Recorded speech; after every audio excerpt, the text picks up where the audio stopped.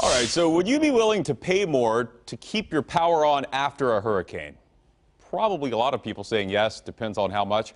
A bill making its way through Tallahassee could make that possible. It would require utility companies to put their power lines underground, and of course, that would come at a cost. Fox 13's Haley Hines is live in Pinellas County for us. Haley, tell us about this.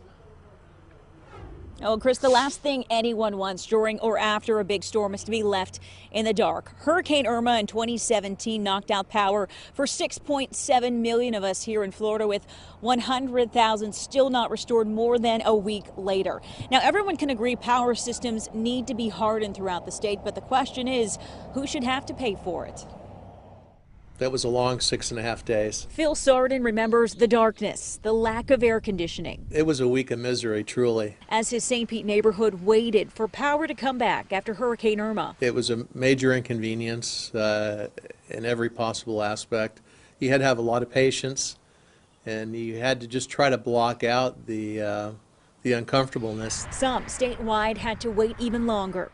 House Bill 797 is aimed at being the calm after the storm. When the power is out, people can't go to work. Kids can't go to school. If passed, power companies would be required to submit long-range plans to the Florida Public Service Commission to harden their systems. Plans that would include bringing power lines underground, thereby reducing the number of outages and shortening the length of those that do happen. Certainly taking lines that go above ground and putting them underground will cost money, and there will be an expense associated with it. But let's talk about the costs of doing nothing. The potential for customers having to foot the bill has some holding back their full support. ARP certainly supports a harder, stronger, more resilient grid. But the way this bill is written will also shift the cost to consumers more than it already is. Our contention is keep it in the base rate. Seniors know that planning and investment saves money in the long run.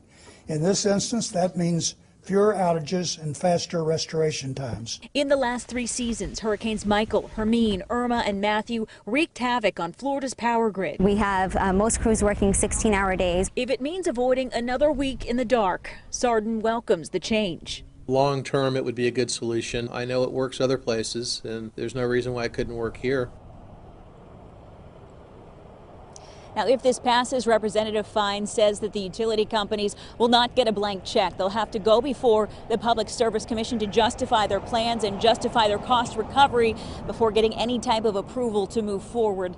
Tampa Electric tells us they support the bill, and Duke Energy tells us they look forward to having discussions about long-term energy policy with lawmakers. Chris. All right, I know there are a lot of people, probably especially in Highlands and Polk County, that were without power for more than a week after Irma that would like to see something like that get through.